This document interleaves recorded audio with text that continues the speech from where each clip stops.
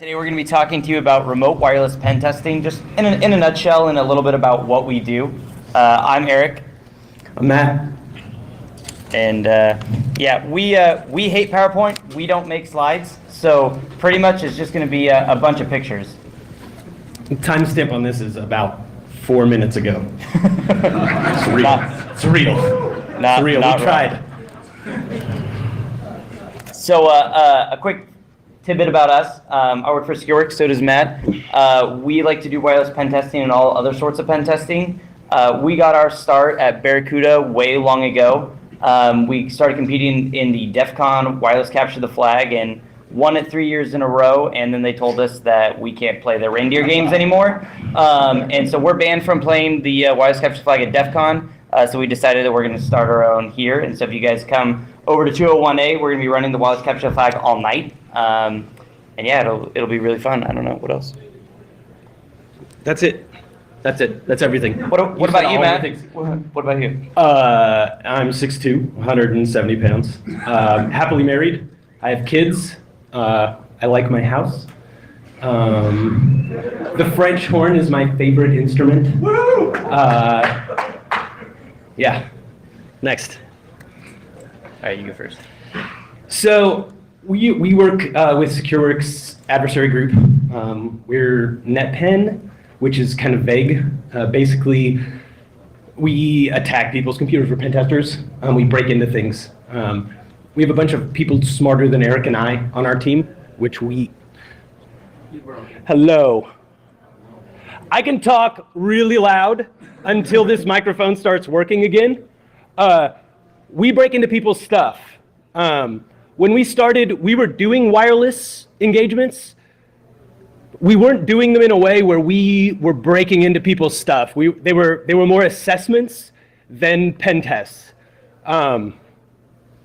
That's boring, right, for pen testers, and it's boring for people who are paying for pen tests.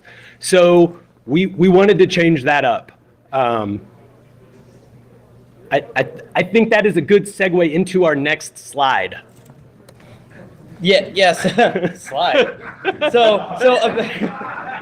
Keyword, hashtag slide.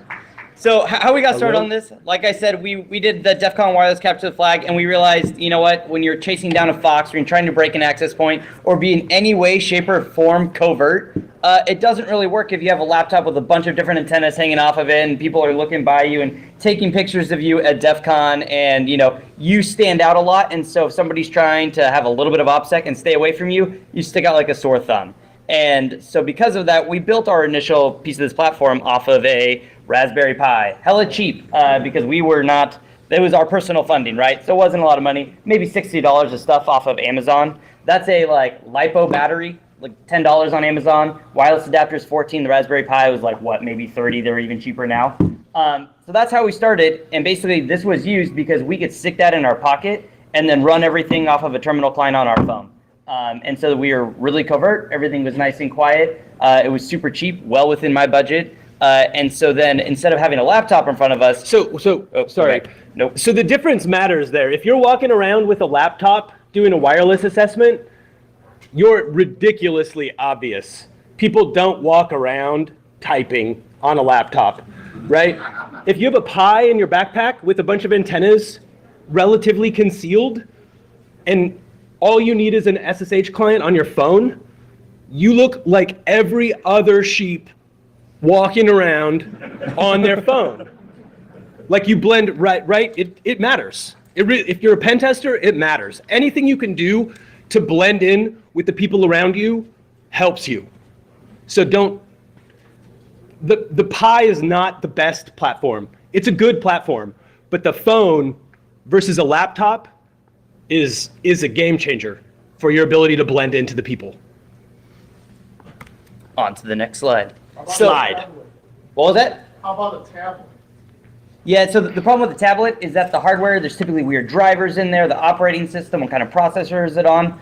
Everything in the world has been made on a Raspberry Pi, so it's easy platform, just plug things in. There's USB ports. You could expand those ports out if you add additional power and you don't want to get your low voltage drops. So yeah, tablets are another option, but how expensive is a tablet when everybody else has a phone, right? They do sell, purpose-built pen testing tablets, but This is just honestly just cheaper and it's more customizable from my perspective anyways. And you can kind of see this like what I see on my phone. So that's typical iPhone keyboard. We'll show an Android one later. That's air dump running, catching a handshake just off of my phone, just sitting there, right? So that's kind of the power here, is that you have the power of a full computer, completely customizable. You can script up whatever you want on that Pi when you're at home, and then go to your phone, run your scripts, and do all this stuff. I mean, we've pen tested some very large areas where there are lots of people, and we walk around and nobody knows that we aren't tourists, visiting that spot. We're just nice and covert. In fact, this is Matt's backpack. He can tell you about it. Yeah, so it's literally a backpack. There's not that much to say, but you can see down one side, there's just an Alpha 2.4, the green Alpha cards. Any of you guys who've done wireless, you know those cards. They're these fat card cases, and they're stupid. So we popped them out, and just 3D printed cases that fit that board in. It's a half-size board relative to the case that it's in. So we popped them out of the cases, printed boards. It looks like it's something you would notice there.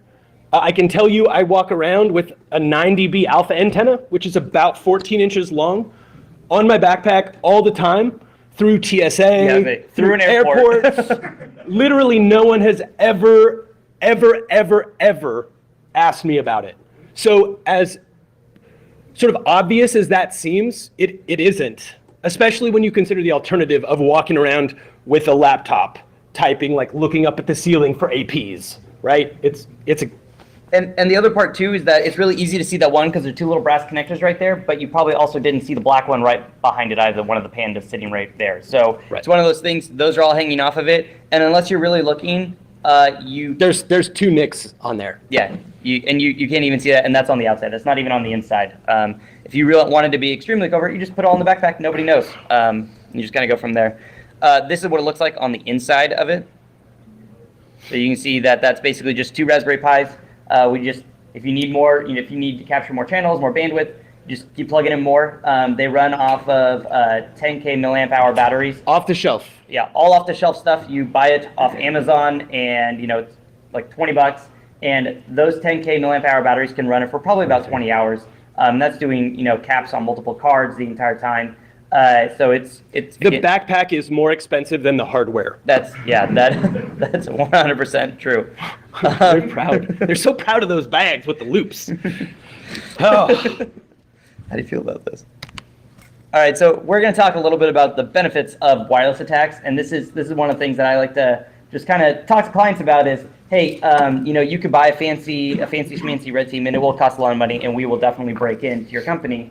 But a wireless pen test has the benefit of I can be sitting on that park bench right there, and I don't need any physical access to your facility at all. I can put up a nice directional antenna and have the same level of access as if I were sitting in your lobby. And so that's one of those things that a lot of people just think, oh, well, you know what, my wireless signal only propagates just in the parking lot because that's how far my iPhone goes. What they don't realize is that with different antennas and different hardware, you can extend that range hundreds and hundreds and hundreds of yards, especially in open air.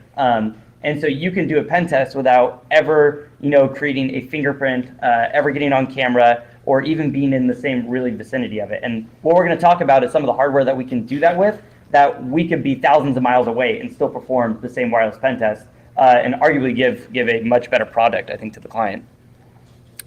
Agreed. Yeah. Next. Good? Next. Sweet. Slide. So again, one of the things that we do often is rogue access points. Contrary to popular belief, WPA2, PSK, what probably all of your home access points are running right now, that's actually really secure if you have a good passphrase.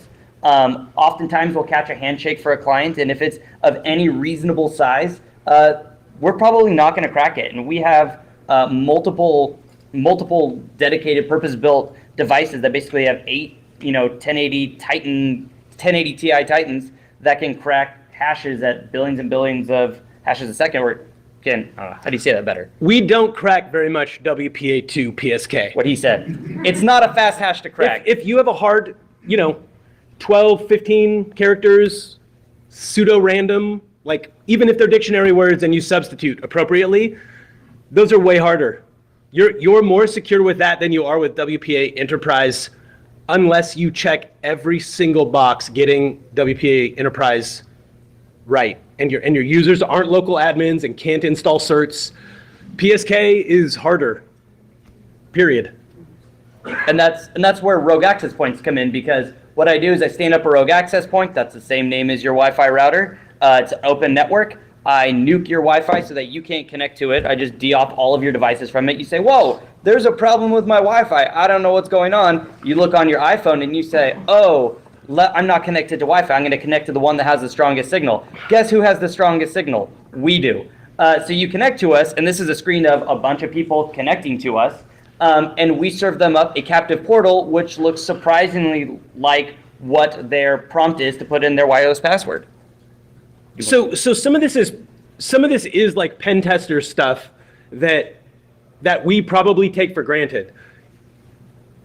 When you're working on a machine that's wired into your network, there's this concept of a broadcast domain, right? Those are the other machines sharing your locality, right, in a map sense.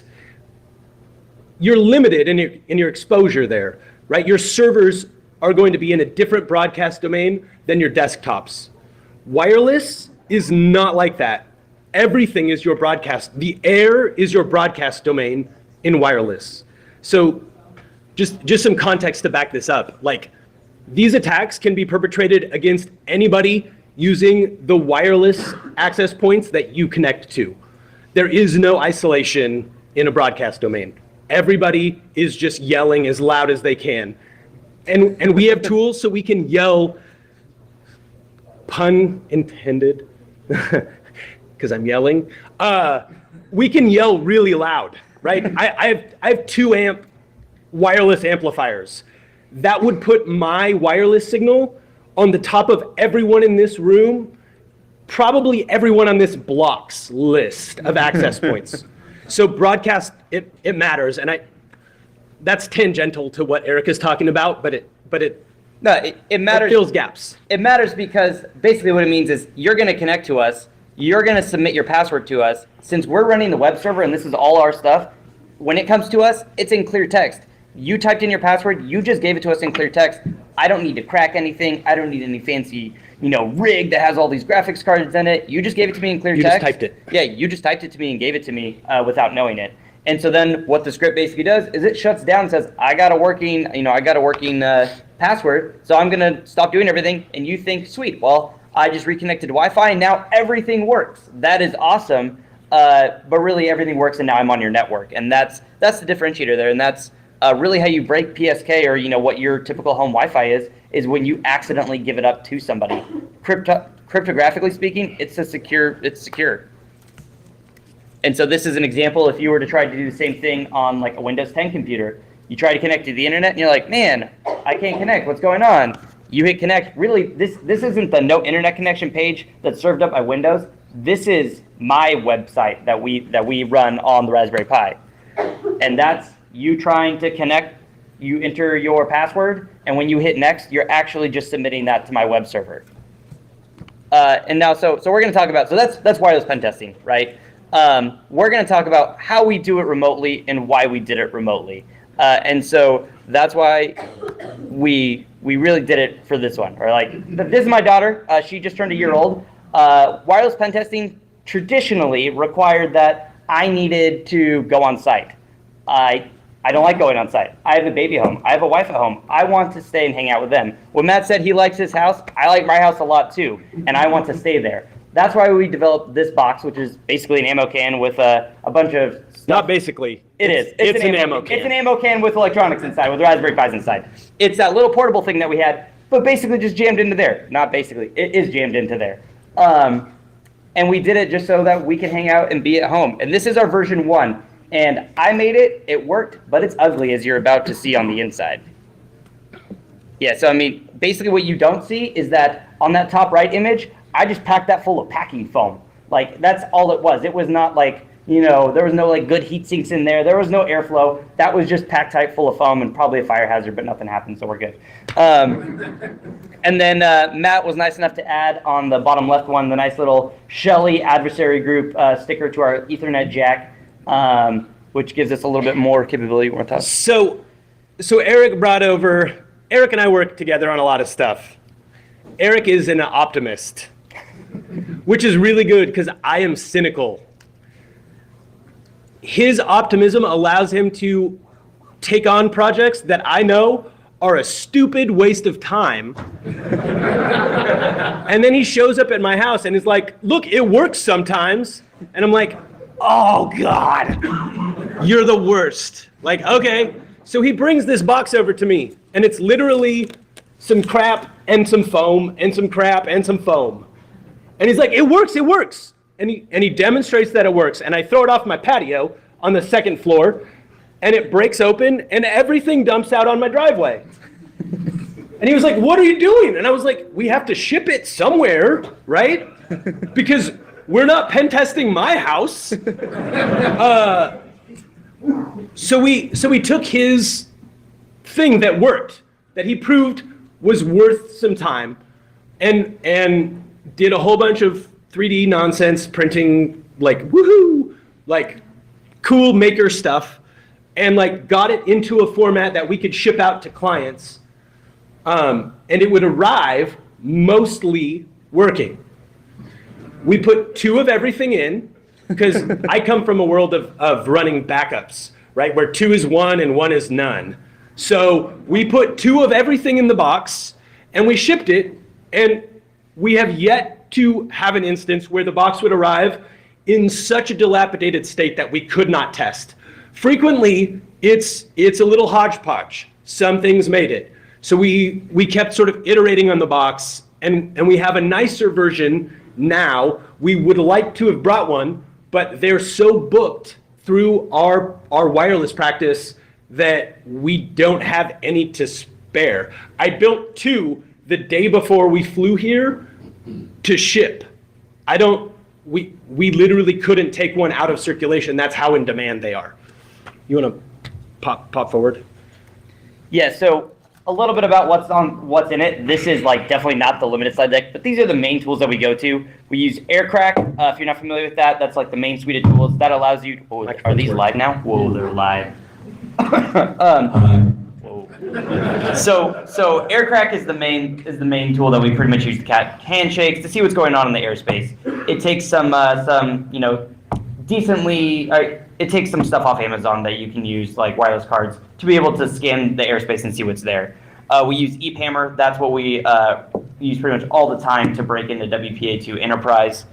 We have Wi-Fi Fisher. That's what I was showing you before. If we don't know your Wi-Fi password, we're going to try and fish it from you. It's phishing, but with Wi-Fi. That we also have GTC downgrade. I haven't seen that in a long time, but that's also on there. Just you never know. And MDK3, that's basically deauthing that can nuke all wireless. I could kick everybody in this room off of all Wi-Fi networks with just that one tool and a Raspberry Pi. So again, on top of all these, we also have all of our typical NetPen tools. And when I say NetPen, if we're going to run a general network penetration test, we have stuff to do LMNR net bias poisoning. We have crack map exec. We have all of our AD stuff to test your Active Directory, because the end goal is not just to break into your Wi-Fi network. The end goal of this is to become domain admin or get to whatever the client deems are their crown jewels. That's where this ends. It's not just we're going to do a wireless assessment. It really just comes down to it is a part of your external perimeter. People do external penetration tests all the time of what they have publicly exposed to the internet, but they almost never do a wireless pen test of what somebody could do if they're local, even close, and what we'll show you is thousands of miles away. Anything you want out of that? Nope, that's all. So I'm going to talk a little bit about the version 1 and some of the design considerations. I had some ammo cans laying around, so I used the ammo can. It seemed pretty rugged at the time, so hey, it worked out. There's dual serial on board, so Raspberry Pis, if you don't know, they can connect to each other. Like you can plug one into the other, and they can like talk to each other back and forth. No network. It's just direct, like almost keyboard to keyboard, talking with one another. The nice part about that is if one Raspberry Pi doesn't come up, you can troubleshoot it from the other one. So there's redundancy built in there. You should go to the next slide because it helps. Yeah, because does it explain? All right. Oh yeah, that is a lot better slide. Yeah, anyways, this is what it looks like. So there's the ammo can. You can see everything in that little green square. That's what's in the box. So both of those Raspberry Pis, they can talk to each other independent of any network connection. Then you have two Netgear LTE modems in there, both running different cell signal, different services. Basically, so if we're in an area where, hey, Verizon is crap, we can't use it, hey, we'll use T-Mobile. T-Mobile's crap, inverse, and we can troubleshoot it. So if something's happening, we can go back through any one of those ways. The other thing that's nice about it too is this all phones home directly to our OpenVPN pen lab that we use to do all of our pen tests from. So when somebody plugs in that wire, or somebody plugs in the ammo can to power, it automatically comes up, connects to cell towers, and then it'll even send us a text message saying, "Hey, I'm up. Here's where I am. Here are the networks that I see, and here are all basically here are all the statistics of it." So I know before the client even emails me that device has been plugged in. So ironically, the ammo cans are the most secure devices on the client's network, and that's thanks to another member of our team who's sitting up here in the green. Yeah, John Miller, way to go. Where's the ball? Yeah, That guy. the guy who caught the ball. He does all the magic.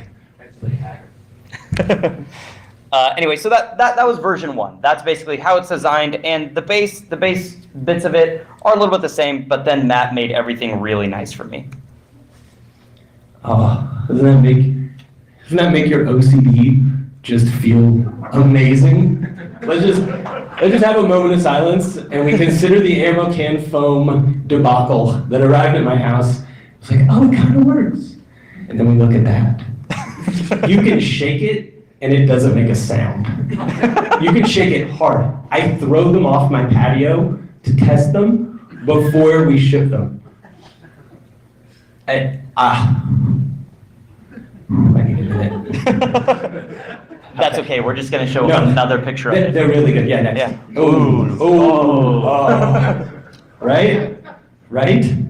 So we got rid of the ammo can. It was funny. I just went looking for an appropriately volumed case to ship these in, and I bought a pistol case.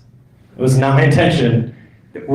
Eric's kind of a gun nut. I'm not really a gun nut, but you couldn't tell from my pick. Like, we went from ammo cans to gun cases. I don't know if it's an upgrade, side grade. We went with black because orange is a little too alarming. And when it sticks out a lot. And when you put all 6 antennas on them, they look nefarious. Yeah, I think we have a picture of the all 6 antennas coming up. We only ship them. Don't take them on an airplane. It'll go bad. There will be searches in places. Sorry. So this slide is out of order, but it's appropriate. That's my phone running EPAMR, which is a WPA2 enterprise certificate attack, where we basically spoof the certificate for the wireless network we're attacking and just scream really, really loud at every APN client, "How about my cert?" Eventually someone accepts it. When they do, they LDAP off, and we have clear text or net NTLM, right, crackable hashes. It always wins. Like that tool right there, if you do wireless, you should know that tool, and if that's why WPA2 Enterprise is less secure than WPA2 PSK. Just period. Yeah, and I mean to just go off from a phone. Yeah, exactly, and that's the kicker there, right? All of this is happening from a phone in his backpack, and that's just when he's inside. If this is all happening from our home through our OpenVPN connection back to it, this is all happening when we are. This is all happening to us, when we're sitting at home. We're in our nice, comfortable spot. We really like it. We have all of our monitors. We're not crammed into some random cubicle from the person that left the week before at a client site. So we have room to spread out and room to grow with it. And this slide, I think, is out of order too. Oh, so nice. That's so pretty. Shout out to Adafruit for their awesome. Yeah. USB to serial. Those are great. Thank you. All right, so let's talk a little bit about the value of this.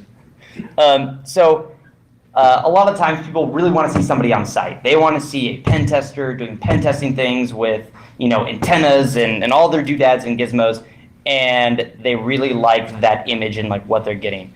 But really that's not the full story. What they really want at the end of the day is a solid pen test done that assesses all of their security and make sure that we can't get in any way, shape, or form. Now, if you hire a single person to come on site, you're paying for meals, you're paying for hotel, you're paying for travel, all that jazz. But you're also only getting one person. The cost of a pen test, if you were to say have 7, 10, however many people you needed on it, would be astronomical to have that many people at one time at one site. So really what this allows us to do is this is basically a gateway into the wireless space of that client. So even though I'll be the primary on a wireless engagement, the second that I break into, say, their main wireless network and I see a web app, I'm going to be calling Jared and say, hey, Jared, can you look at this web application? I don't know anything about web security, but we're on their network. You can hop in the VPN and he can now pen test through the same device. So really what you're doing is opening the floodgates for all of our pen testers, all which have really specialized, skill sets. They can all use it at the same time. So you may not be getting one pen tester for 40 hours. You're getting 10 pen testers that do what they're great at for 4 hours at a time. If you're in here and you're a SecureWorks pen tester, raise your hand, please. That's the door that we bring when we drop a WRTA on your network. Yeah, all of those guys, including us, are there. And yeah, there's the flexibility. There are times where, for whatever reason, I can't go on site. I can't, fly across the country to go do a pen test. But this will get the flexibility to say, hey, client, we're just going to mail you this box. You plug it into power. Great, scheduling done. We don't have to worry about that.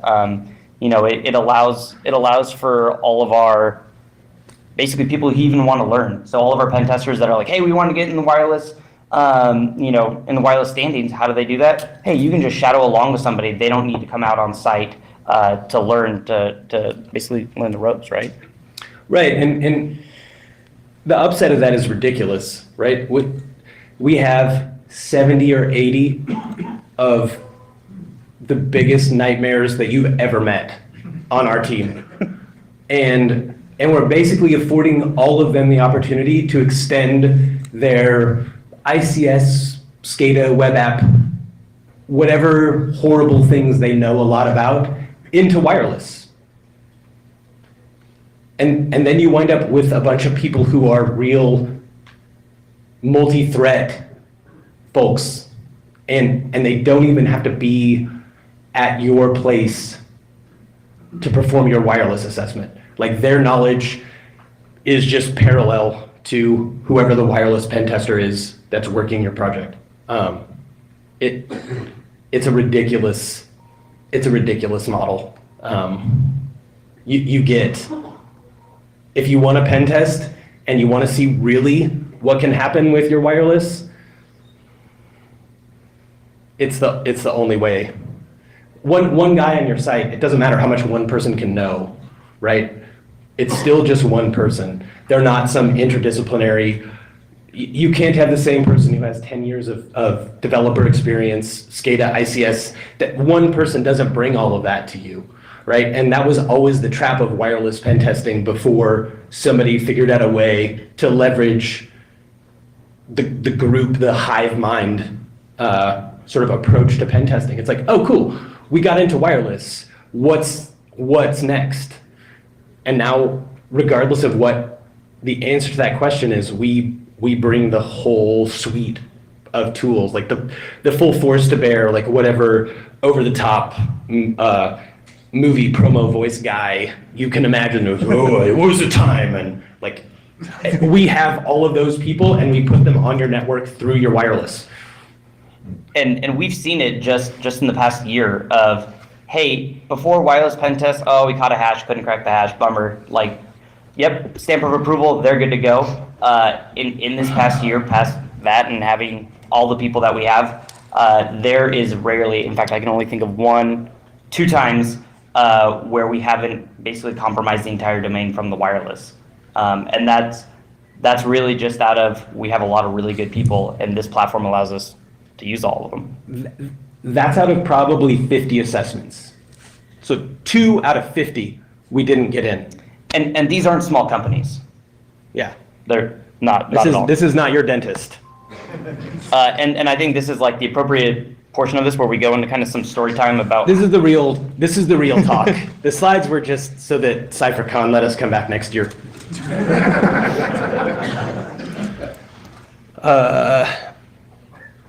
So to sort of parlay into story time, in the past, a wireless pen test has been a guy who shows up at your place, and he probably knows about wireless. He's probably got 3 to 5 days to walk around your site. Everybody knows he's coming. And he's in a bubble, right? He has some communications, but it's not the communications he would have if he was at his house with his regular tool set on his regular machines. Everything's mobile, everything is sort of awkward and uncomfortable at best. And we're a shop that has a lot of people who are familiar with wireless. We've taken teams to CTFs, wireless CTFs, that we have a lot of sharp people.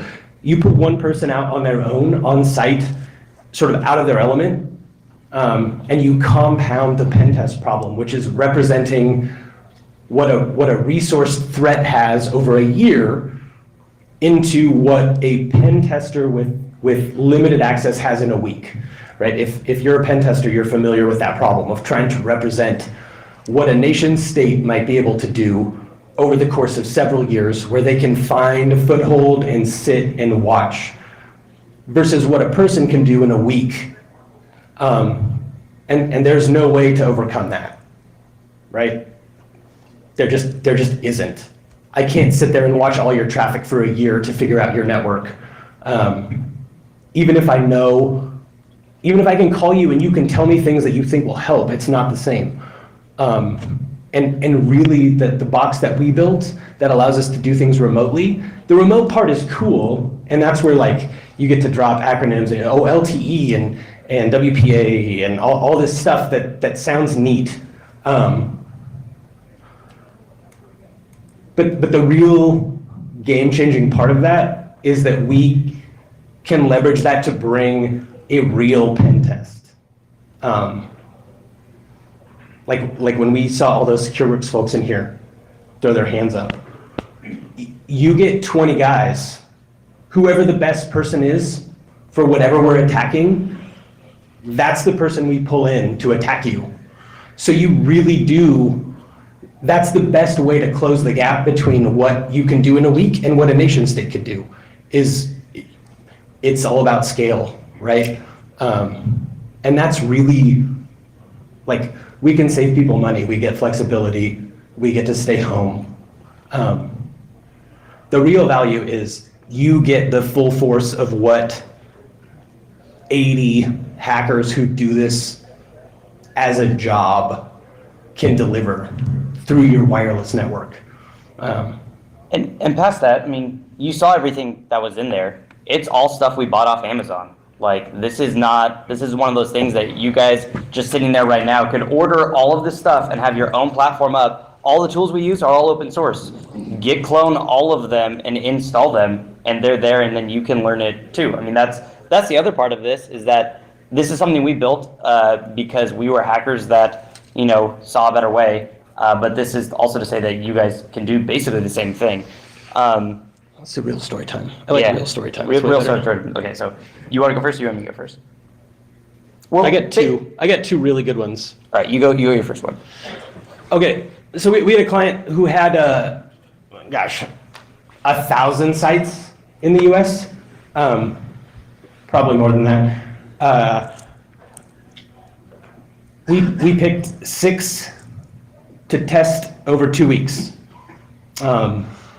I'm going to drop all of the pretenses of remote versus on-site for this, because it doesn't really matter. We're talking more about wireless and why wireless is a reasonable thing to test, and quit talking about like some redheaded stepchild of your network. It's joined to your network. It's part of your network. I showed up at the client's first site on Monday morning. I got there at about 7:30 for an 8:30 meeting. Threw up my regular little setup from my phone in a rental car in their parking lot. Caught a hash, sent it to one of the guys on our team who has access to our cracking rig remotely, cracked the hash, sent it to me. I walk into the first meeting with the client on site on a Monday morning with local admin access on their network. They were not ready. They were not ready for that. And this client, they're one of my favorite clients. Their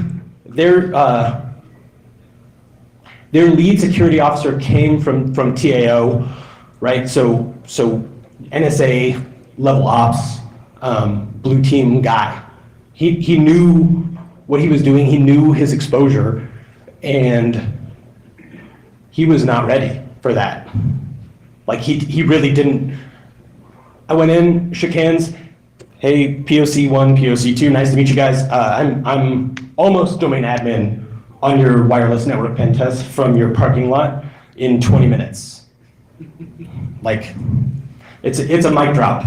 Like, I can't, there's a stand and I appreciate the sound guy, so I'm not gonna do it, but it's a mic drop moment, right? They respond to that exactly how we would think, and they start to think about their wireless network like a real network. Like it's easy to throw this bubble around, oh, but it's wireless. It's like, do they log in with LDAP? Because that's your network.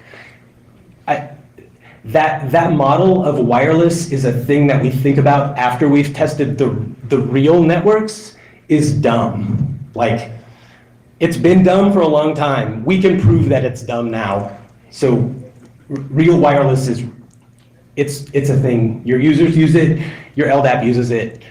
And that's a legit company with really smart people running. They have a SOC, they have a blue team, they have Splunk, they have Carbon Black, they have all of the things that you would deploy to defend your network. And we did it from a rental car in a parking lot in 15 minutes. It's a good story. With hardware from Amazon. That's no specialized stuff there. $150. Yeah. We looked it up for them. All right, so my story. This was a really fun one. Show up. There's their enterprise network was rock solid. There was nothing there that I was going to really touch. So what I did is, hey, I hopped on their guest Wi-Fi because they provide it to everybody, and then I proceeded to kick everybody off of their enterprise network. So what happens? People need internet, they need to work. They all hop on guests just to get out to the normal internet. I'm sitting there and I'm just catching all of their network traffic as it goes through, capture some hashes. Again, we crack the hashes. I compromise their device, their laptop, and then I stop, after I compromise their device, I stop nuking their corporate Wi-Fi, so everything goes back to normal. They reconnect to their corporate Wi-Fi, which was rock solid, mind you. But now that laptop is mine and it's on their corporate network, and in probably less than a couple hours, it was a complete compromise of their internal domain. Again, it was all from just the fact that everybody has firewalls for their external stuff that's on the internet. Everybody has firewalls. Everybody has all their metrics and logs and all that stuff. Nobody has any of that for Wi-Fi. If they would have been alerted that there's crazy nefarious things going on with Wi-Fi, that would have been the first tip off. If they had been alerted that a rogue access point had been stood up, that would have been another tip-off. But nobody implements these things, and because of it, it's really just, it's a huge glaring chink in the armor that is a huge blind spot, really. And I mean, have you ever gotten IDS or IPS warning for wireless? I've never, ever had one. I've had one at my house. I've never had one from a client. It's never happened. And that's not to say, oh, Matt has like the most robust gear in the world. It's like stock. Yeah, it's just stuff that like people don't turn on because it creates a lot of alerts, and you have to get to know your wireless airspace. And a lot of people think like, nah, that's after like whatever. I'm not going to do that. It doesn't really matter. No one's actually going to come on site and actually do this. It's a soft outer belly for corporate networks. The outer belly is dangerous. You don't see a lot of outer bellies The inner belly is what we all talk about. It's a soft underside, right? That's what an internal pen test is. Your wireless network is your soft outer belly. I'm coining that. Hashtag outer belly 2019, CypherCon 2019. Sorry. You want to go in another one, or No, you want to should go carry. into Do questions? you have more? Uh, So I got one more. go. So just to demonstrate, Eric's really smart. Eric is a civil engineer by trade who happened into pen testing. He's had his master's degree in civil engineering since he was 25, which I don't know about civil engineering because nobody will talk to me about it because I'm not smart enough to be talked about or talked to about. There's clauses and semicolons in there. I'm 40 years old. I came to pen testing late in my life. Anybody can learn this stuff. This is not hard. If you have 8 to 10 months, and I'm not saying that as like, you should all be pen testers because I like my job and it's really good and I don't want to compete against you. I'm saying it because that's your threat model. Like, you got a bus stop by you where smart high school kids ride to work. That's not a high bar. You don't have to be very smart to know this. Eric wins because he's clever. I win by attrition. I can't, I have the OCD. You saw the box. You heard the sounds I made when I look at the box. It's a problem. It's, we land that box on your network and then we can literally so if you're sitting next to one of the SecureWorks guys who raised their hand, look at them when I say the next name. We can put people like Viet on their network. If Viet is China, and that's not in like an Asian-centric way, like that guy will destroy you. He is the smartest person I've ever talked to. And he's really nice. And when he shows up on your site, he'll take all of your things away from you. And now we can put him on your site from his house in Grand Rapids. And on the Viet note too, Viet just went on a wireless gig and he just asked, "Hey Matt, can you make me another one of these wireless RTAs so that I can be in 2 places at once?" He Dear took a God, wireless like- RTA on site so that he could be attacking on site and bring the other 30 guys in this room on site with him, right? It's like cheap airfare. It's bad news, and Viet needs no help. He's actually smarter than Eric. A lot of people are. It's okay. You want to go into questions, or do you want to do Yeah, just open it up? is it questions? Is it? Okay, since you're using off-the-shelf components, it would seem that your system would be vulnerable also. And what do you do with all the open source stuff to keep it up to date to make sure you're not vulnerable? Because that seems like an opening into the network also at a most vulnerable time. You should talk to Sean, right there in the green shirt. He makes all those problems go away for us. Well, and the other part of that too is that device is completely under our control. We have, we do security practices on it, so we put everything in place. Server-based authentication. You'd have to have our passwords. keys. Yeah, You'd have to get our private SSH keys. and access it from our VPN, and it's going over LTE. So there's multiple layers of encryption just it getting to us. And there's a new one for every client that we have. So if somebody were to just steal it and go home with it, then technically there shouldn't be anything on it at all. Like there's nothing there, and it's unique to even that client. So if the network admin wanted to pull the SD cards out and mount them, great. That's all their own network data anyway. So And that's one of those arguments that kind of works both ways, right? Like the open source thing is always complicated. You're like, oh, it's open source, so people can see the source code. Oh, it's open source, so it's always pen tested. It's one of those. It's all gray, right? It's hard to say. yeah, you. Oh, yes, sir. I have a question. Is heating a problem? Yes. Put your equipment in there, you could cool or whatever.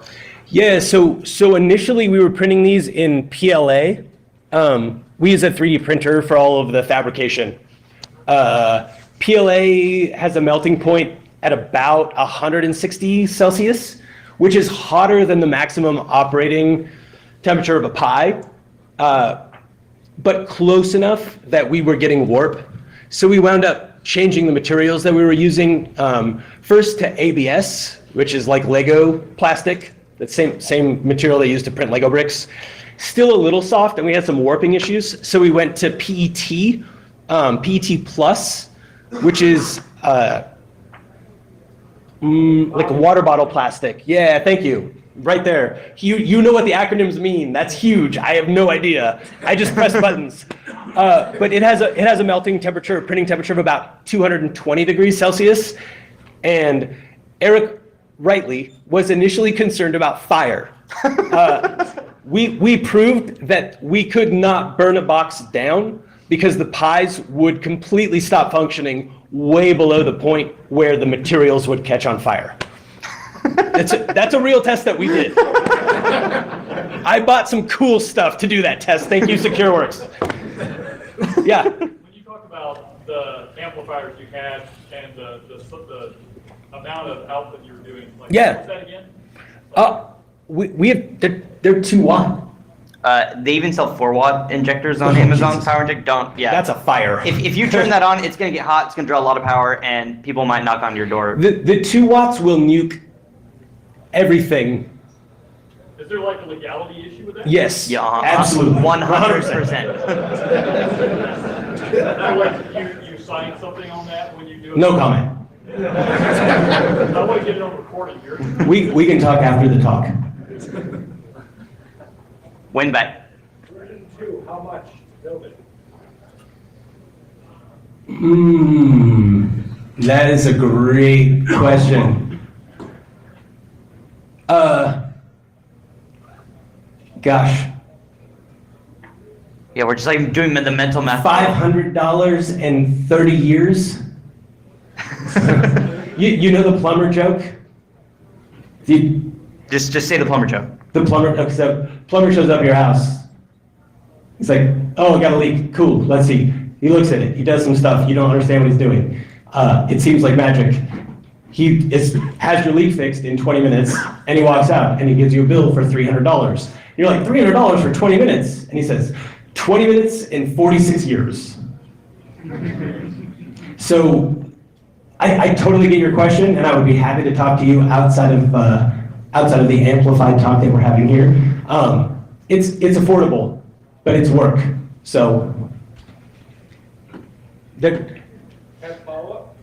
yeah. So earlier you also had said that each of your clients gets their own respective box. Yes. So for what duration do they have that box? Do they just permanently have it? And No. if they permanently have it, like, what do you do with it after? No, they have to ship them back, and then we wrote a bunch of scripts up to shred everything so that when they ship them back, the boxes won't boot again. That data is destroyed, before they ship back. That was a thing that we didn't add till later. Oh, the elder gentleman in the center. I have a question. So earlier you were talking about going through TSA with wireless gear. Have you ever shut down an airport? That's the best question. I'm going to let Eric answer this one. And I'm going to move over here. Don't take Cheap LiPo batteries. Don't take LiPo batteries that don't have a case on them to an airport. Why? Because if you as much look at them Just the start at the wrong beginning. way. Just start at the beginning. So if you Google Orlando. No, okay, well here we go. Okay. So we're doxing Eric now. All right. So, no, thank you. Michael was my boss at the time of this incident. I had a LiPo battery in my backpack. We had just come back from an engagement in Orlando International Airport, and something happened to that battery. It malfunctioned. I don't know. It wasn't plugged into It anything. was super cheap. It wasn't. It was $7. Yeah. Anyways, so it started smoking when I was in line for TSA. And so like that's bad enough. And so I knew what was happening. I was like, oh, the battery's venting. So I grabbed some TSA agent. I'm like, hey, battery's venting. Like, let's go outside. Left my backpack there, which let some residual steam coming out of it. So people online just No, that wasn't steam. That was smoke. That was factory smoke. God. And so People scattered. and everybody scattered, knocked over some of the line dividing pylons, which sounded apparently like gunshots. So They TSA landed airplanes that were flying in the air. and the TSA agent thought he heard gunfire and said shots fired over the radio. Yeah, so everybody scattered. That was my backpack. Yeah. That was awesome. Everybody ran. People ran through security the opposite way into all the gates. And so what they had to do is they couldn't be sure that those planes that were in air didn't have people that had jumped through security. And so they had to turn those planes around, because maybe I was creating a diversion. That's what they were thinking, which is reasonable, right? And so they turned those planes around, canceled all the other flights. And then they had to flush everybody that had already gone through security back out and around through security again. So if you think you've seen TSA at its worst, that was its worst. Was everybody going back that had already gone through. That was the best of the story time, by the way. That was. Hey, so real quick, these guys are doing the wireless CPF. We are also helping do part of the Capture the Con. We have some challenge coins. So if you win wireless CPF, win Capture the Con, we got some challenge coins for you. Yes. So everybody come play Wireless Capture the Flag. If you don't have gear, don't worry. We have gear that you can borrow, and we will teach you things. If you can turn on a laptop, you can play our Wireless Capture the Flag. In fact, I think there are actually a couple of wireless foxes in this room, too. So, what? Hey, we just finished the slides.